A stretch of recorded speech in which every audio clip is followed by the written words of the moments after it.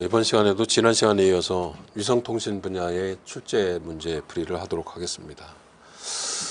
이번 문제는 서술형으로 출제되는 문제인데요.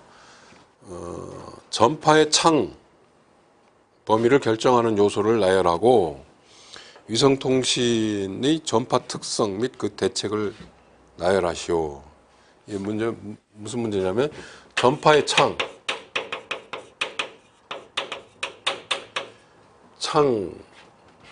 범위를 결정하는 범위 결정 요소,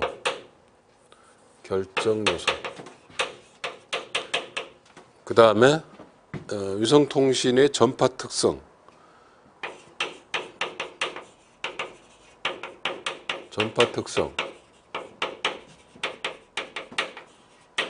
및 대책. 전파의 창이라는 개념이 나왔고요. 이거를 결정하는 결정 요소가 무엇이냐. 그 다음에 위성통신에서의 전파의 특성과 대책을 기술해라. 이제 전파 부분이죠. 위성체 부분하고요, 지상 부분, 지상 기지구역 부분, 이 중간에서 일어나는 이 부분에 대한 문제입니다. 이 부분에 대한 전파적인 문제, 이 문제인데. 전파의 창이라는 개념을 여러분들이 좀 아셔야 될 거죠.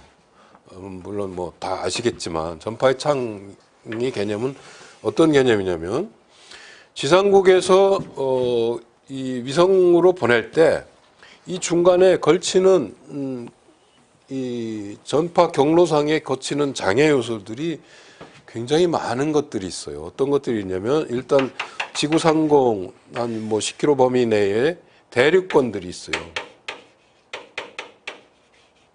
공기들이 막 이렇게 순환을 하면서 대류 현상들이 일어나는 것들이죠. 구름이 있고 비가 오고 눈이 오고 이런 대류 현상들이 일어나는 이 대륙권들. 그 다음에 50에서 뭐 한 400km 상공 이쯤 되면 이 여기를 어디냐면 전리층이라고 그래요. 전리층 변화가 태양이 뜨면서 어떤 이 물질들이 전리 현상이 일어나서 이온층이 형성돼서 플러스 마이너스 이온들이 굉장히 많은 도체와도 비슷한 이런 층이 있죠. 그래서 여기서 전파가 올라가면 반사돼서 내려오는 것이 전리층 통신이잖아요. 전리층의 영향을 받아요. 태양으로부터 나오는 태양 잡음, 태양의 어떤 흑점 변화라든지 이런 변화에 의해서 여러 가지 그 감마선이나 알파선, 베타선, X선 여러 가지 선들이 많이 나와서 전파에 영향을 주는 선, 우주의 잡음들이 많이 있는 선, 이런 우주 잡음, 태양 잡음 이런 것들이 영향을 굉장히 많은 중. 여기서 올라가려면 이런 것들을 다 뚫고 올라가야 돼요. 이런 것들이 영향을 많이 받거든요. 그래서 전 시간에도 잠깐 말씀드렸는데 우리가 위성통신으로 쓸 수 있는 것은 이런 것들을 다 뚫고 올라갈 수 있는 것들은 대륙권에서는 주로 이제 낮은 주파수들하고 높은 주파수. 높은 주파수들은 이거 빗방울이라든지 눈이라든지 이런 거 오면 이거에 영향을 받아서 여기서 흩어져 버려 산란이 돼 버려서 안 되거든요. 이에 영향을 받는 게 한 10GHz. 10GHz 이상 되는 것들은 영향을 받아요.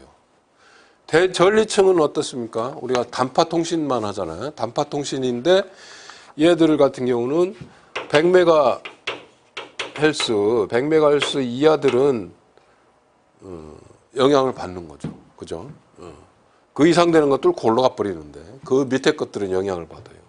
그래서 이런 영향들을 고려했을 때 저는 위성으로 쓸 수 있는 양호한 주파수 대역은 어디냐라고 한 걸 보니까 우리가 300MHz부터 10GHz 요 범위를 우리는 잘 쓸 수 있다. 장애 요소 없이 잘 쓸 수 있다라고 그래요. 여기를 우리는 실제적으로는 전파의 창이다라고 얘기합니다. 요 300MHz 이하되는 뭐 아까 얘기했던 100메가 요 100메가는 100메가 이하 부분 요 부분은 뭐 전리층의 영향을 받아요. 10GHz 이상 되는 이 부분들은 뭐에 영향을 받냐면 빗방울이라든지 이런 영향, 강우 감쇄 이런 것들의 영향을 받는다 이거죠. 그래서 위성으로 제일 양호한 부분이 요 전파의 창이라는 이런 부분인데 실제적으로 300메가를 안 쓰고 요거보다 높은 한 1GHz 요 정도의 주파수를 써서 요 10기가까지를 사용한다. 이것이 전파의 창 개념입니다. 이거를 결정하는 요소가 뭐냐? 이 범위를 결정하는 요소가 뭐냐? 바로 이런 거죠. 전리층이라는 것이 이쪽에 결정적인 영향을 미치고 또 강우 감쇄라는 어떤 자연 현상, 대류 현상 이런 것들이 대류권의 영향, 대류권의 영향 이런 것들에 의해서 전파의 창이 결정이 된다. 그렇죠? 전리층의 영향으로서 100메가 이하의 주파수는 반사 흡수 해절 현상이 일어난다. 우주 잡음으로 해서 300메가헤르츠 이하의 주파수는 간섭 왜곡이 생긴다. 또 여기 300메가헤르츠, 100메가, 300메가 여기는 또 우주 잡음의 영향이 나네. 이렇게 우주 잡음, 전리층의 영향, 우주 잡음의 영향, 대류권의 영향 이런 것들이 전파의 창을 결정하는 영향 요소다. 이거에 따른 전파의 특성, 전파의 특성이 뭐가 있겠습니까? 뭐 하나 전파의 특성 해가지고 하나의 특성 및 대체, 여기는 특성, 여기는 대체 이래가지고 답을 쓰면 되겠네요. 전파의 특성, 무선 채널의 대역 제한, 주파수 제한이 된다. 전파의 특성. 그렇죠. 무선 주파수의 주파수 범위가 딱 제한이 돼 있죠. 위성으로 쓸 수 있는 게. 그래서 적절한 주파수를 할당해야 된다. 여기서는 또 전파의 특성이 위성의 전파의 특성보다는 뭐 전파의 특성하고 관련이 있겠죠. 위성의 특성이 여기서 전파가 빛의 속도로 날아가요. 그죠? 여기 36,000km까지. 빛의 속도로 날아가는데 여기가 하도 멀다 보니까 아무리 빛의 속도지만 여기서 들어갔다가 여기서 증폭되고 중계되고 해서 뭐 주파수 변환되고 해서 다시 증폭돼서 이쪽으로 내려와서 일로 수신하는데 도달하는 시간이 약 0.25초 지연이 돼요. 지금 제가 얘기하면 바로 들어오는 게 아니고 바로 수신하는 게 아니고 조금 0.25초 늦게 수신이 된다는 거죠. 그래서 통상 가끔 우리가 어디 방송을 한다든지 뭐 이런 것들을 TV를 보다 보면 위성 방송을 할 때가 있거든요. 위성을 이용해서 어떤 이미지, 아프리카하고 간 특파원하고 교신을 한다라고 했을 때 아나운서가 거기 날씨가 어떻습니까? 라고 물어보면 거기 한참 기다리고 있다. 화면을 보이는데 한참 기다리고 있다가 그 사람이 말을 하는 것이 느껴지죠. 이런 것들이 이만큼 지연되기 때문에 위성을 타고 오는 시간이 있기 때문에 지연돼서 그렇습니다. 이런 전파 지연이 있다. 그죠? 그 다음에 자유공간 손실, 전파 공간 손실, 뭐 우주 잡음, 전파 음영, 페이딩 현상 이런 것들이 굉장히 많이 발생된다라는 것이 전파의 특성들이에요. 이런 것들을 어떻게 할 것이냐?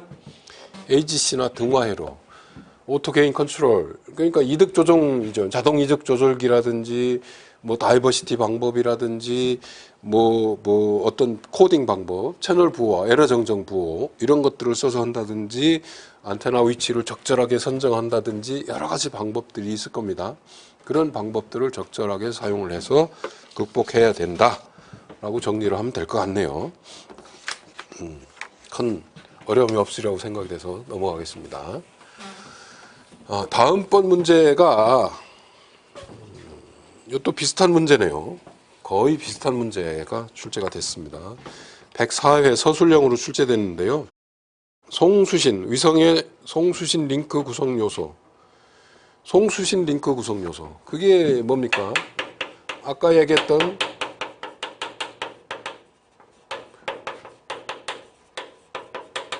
무선 링크 구성이죠. 업링크, 다운링크, 송수신 링크 구성 요소를 기술하고 강우 감쇄에 대한 대책.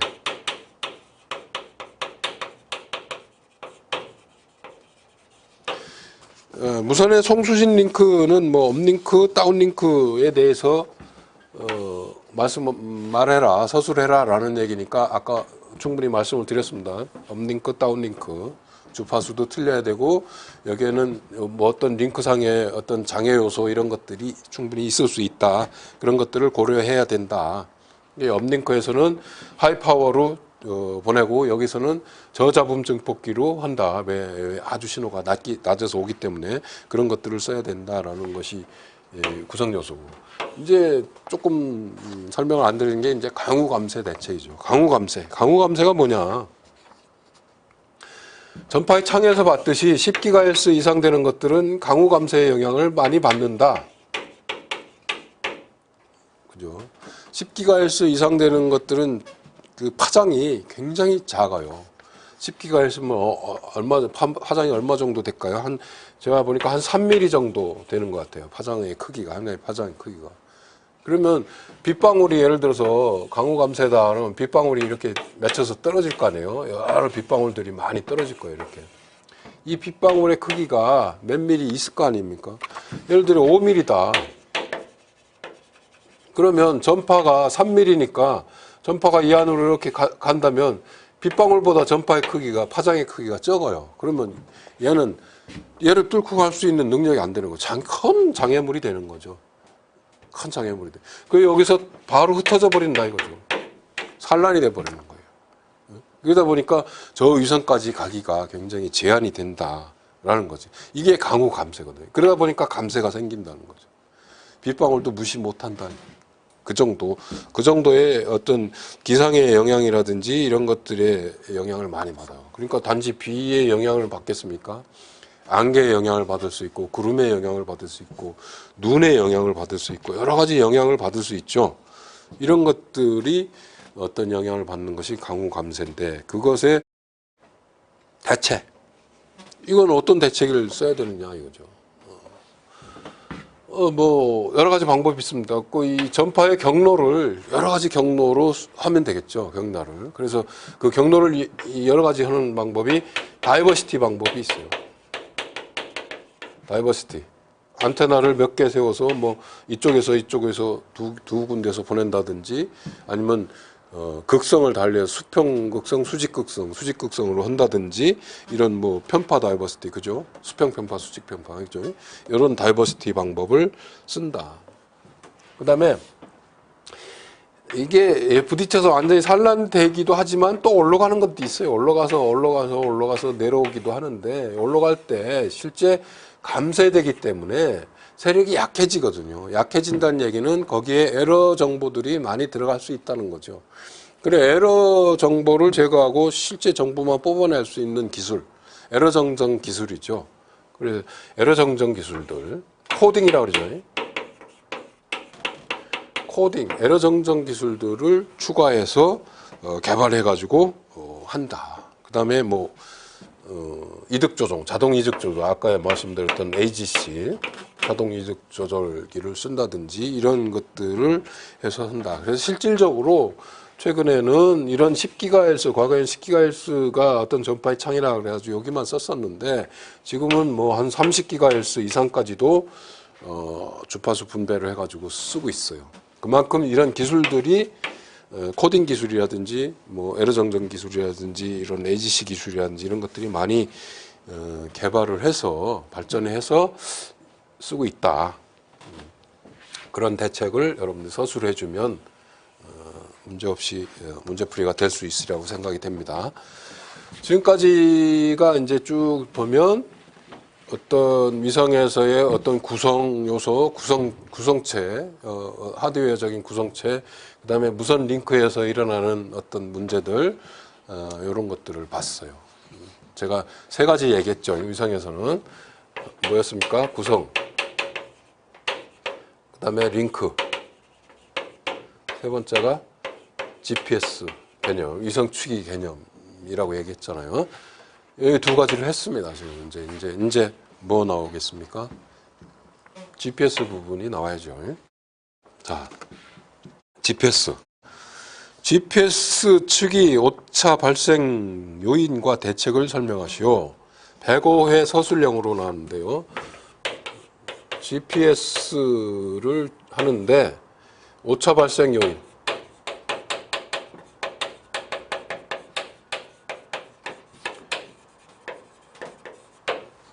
GPS가 뭔지를 알아야 되겠죠, 여러분.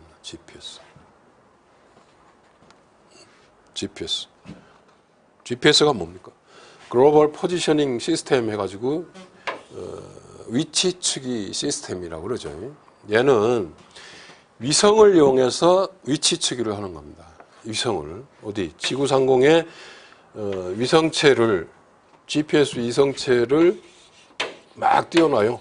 위성체를 막 이렇게 몇 개를 띄워놔가지고 이 위성에서의 나의 위치, 위성에서의 위치를 잡아가지고 정확한 위치, 각각의 위성체에서의 각도, 거리, 요걸 봐가지고 아 내가 지금 어디에 있구나를 계산해내는 것이 위성이잖아요. 그래서 이 GPS, 위성은 위치 측이하는 것은 GPS뿐만 아니고 굉장히 여러 가지 시스템들이 지금 있어요. GPS는 미국의 시스템이에요. 미국에서는 GPS 시스템이라고, 유럽에서는 갈릴레오 시스템이라고 그래가지고 유럽의 갈릴레오 시스템, 유럽 연합체에서 위성을 또 별도로 쏴가지고 갈릴레오 시스템을 만들었어요.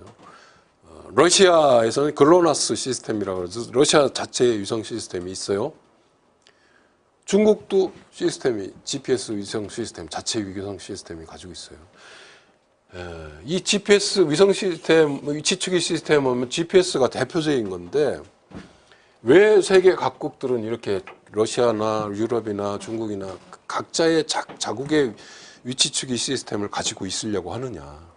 지금 모든 시스템들이 전부 다 GPS 시스템하고 연계가 돼 있어요. 굉장히 많이 다양하게 쓰거든요. 만약에 이 GPS 시스템이 지금은 이제 공개된 시스템이고 돈을 안 내고 그냥 다 쓰잖아요. GPS에서 미국에서 야 우리 GPS 위성 정보 하는데 너 돈 내고 써 라고 한다면 낼 수밖에 없는 거죠. 지불할 수밖에 없는 거예요. 그 다음에 너네한테 서비스 안 해줄 거야 쓰지 마 라고 한다면 시스템 자체가 어떤 시스템 자체가 마비될 수 있는 거죠. 굉장히 미국의 어떤 지배를 받을 수 있는 시스템이거든요. 그래서 우리나라도 지금 GPS를 쓰고 있는데 자체 위성 시스템, 위치주기 시스템을 가지려고 굉장히 노력을 하고 있어요. 그래서 유럽 연합의 그 시스템하고 연계돼서 지금 갈릴레오 시스템하고 연계돼서 하려고 하는 시도, 여러 가지 시도들을 하고 있거든요. 하여튼 그런 시스템입니다. 일단 GPS에 나왔으니까 GPS에 대해서 알아보면 GPS는 몇 개의 위성을 가지고 있냐면 위성 GPS 궤도가 6개의 궤도를 가지고 있어요. 6개의 한 개 궤도당 4개의 위성체가 있어요. 한 개 궤도. 그래서 총 24개의 위성체가 있습니다. GPS 위성이 있어요. 지금 상공에 24개의 위성체가 있어요. 뭐 실제 돌아가는 24개고 플러스 3개 해서 예비의 위성까지 해서 27개가 돌아가고 있지만 실제는 24개의 위성이 지금 지구 상공에서 돌아가고 있거든요. 얘의 높이는 약 한 2,200km, 2만 킬로미터죠. 정지 궤도는 아니고 2만이니까 한 중궤도 정도의 위성에서 막 돌아가고 있습니다. 지금 막 돌아가고 있고. 이게 이제 실제 여기에서 지구를 한 바퀴 자전에서 딱 한 바퀴 도는 시간이 12시간 정도 돼요. 정확하게 하면 11시간 58분이거든요. 58분 동안에 한 바퀴 자전을 하는데 하여튼 이런 주기를 가지고 24개의 위성을 가지고 지금 하고 있어요. 얘의 구성은, GPS의 구성은 어떤 식으로 구성이 되냐면 위성체가 있죠. 얘도 위성체가 있어요.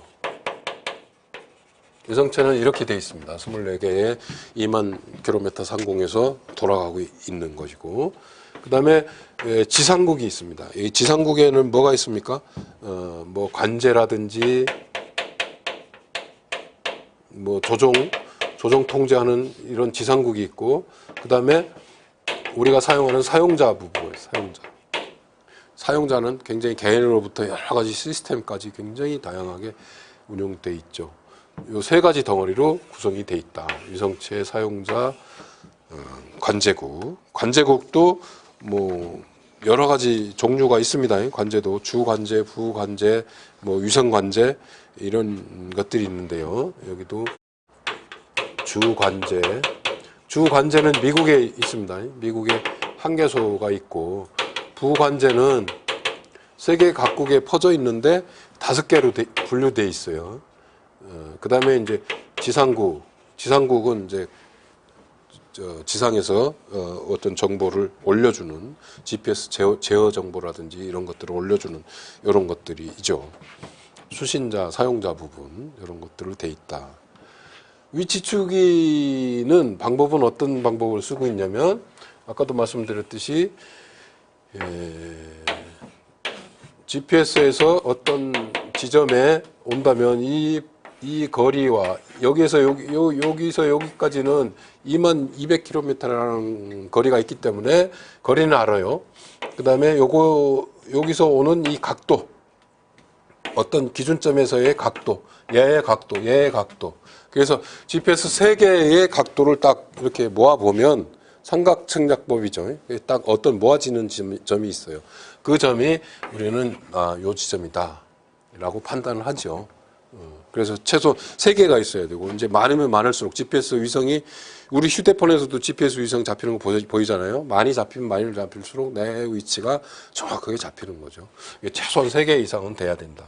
그래서 GPS 추기의 오차가 보면 일반 상용으로 되는 것이 한 100m, 맥시멈 100m 정도의 오차를 가지고 있어요. 이 정도의 오차를 가지고 있고, 또 실제 아주 군사용으로 쓴다든지 정밀한 위치 추기, 정밀한 것들을 보면 아주 메타 단위, 뭐 1m의 오차를 가지고 있는 정밀한 거를 가지고 있다. 이런 것들이 있다라는. 이것의 이런 특성이 이제 GPS인데, 이것이 오차 발생 요인이 이게 왜 오차가 발생이 되느냐라는 것이 이제 문제잖아요. 그 오차 발생 요인이 이제 구조적인 오차,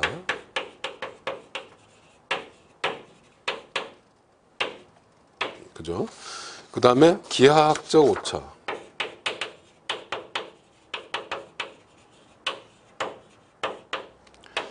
선택적 오차,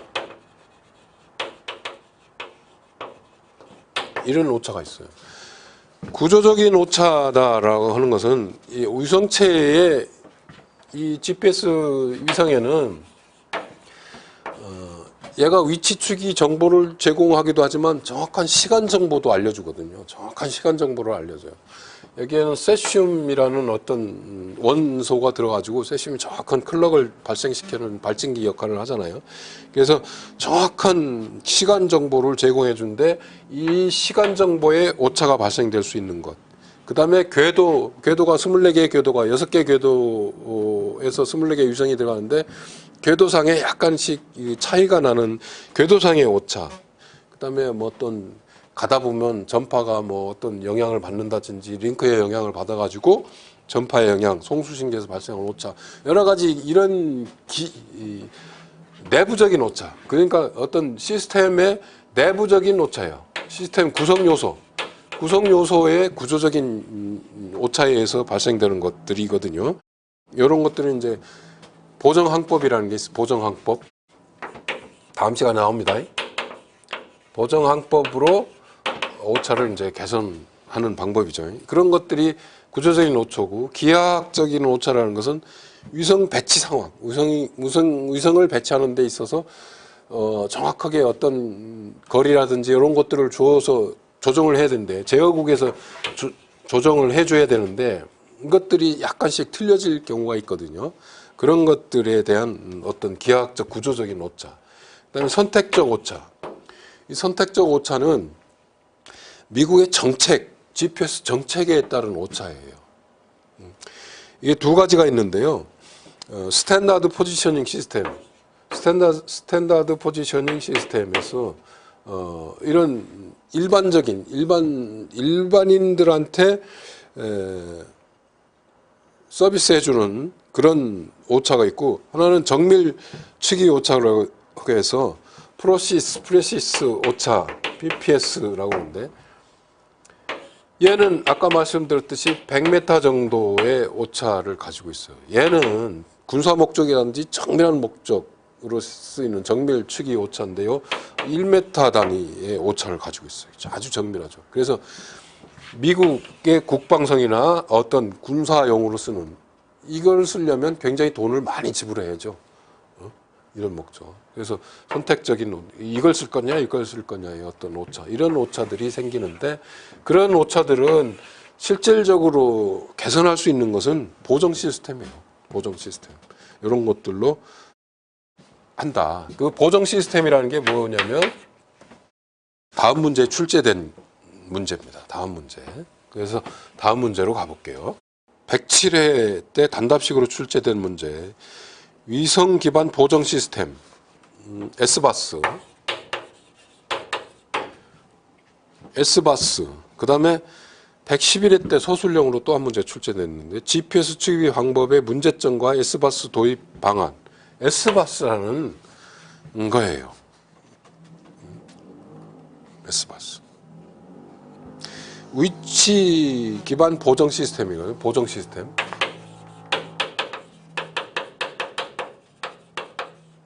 이건 뭐냐면 이 위성 GPS 위성이 이렇게 있을 때 내 단말이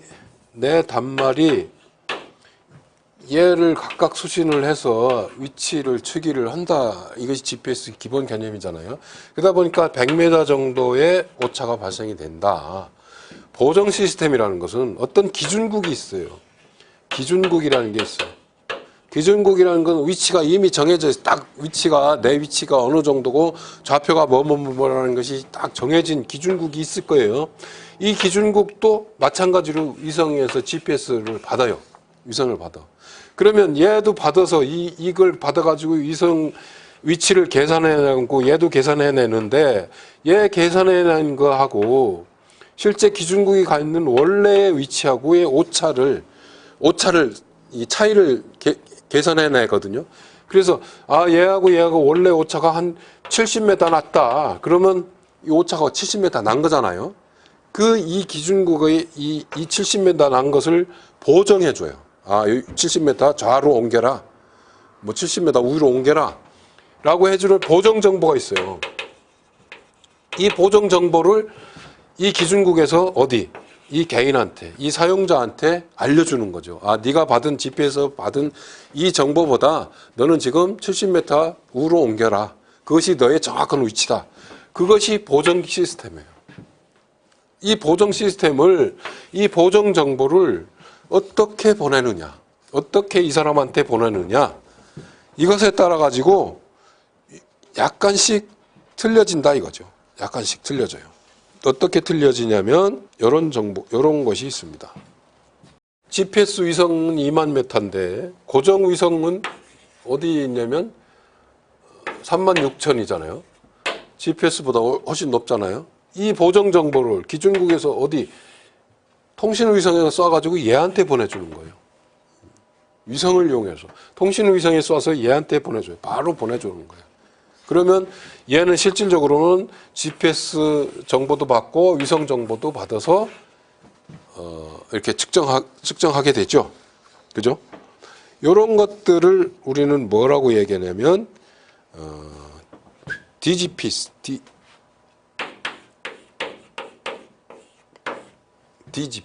그래요. 또 한 가지 방법이 있는데요. 또 한 가지는 이 보정 정보를 위성을 통해서 보내는 것이 아니고 어떤 단파, 그러니까 그 지상파죠. 지상파의 안테나를 통해 가지고 여기서 그냥 이렇게 보내는 거예요.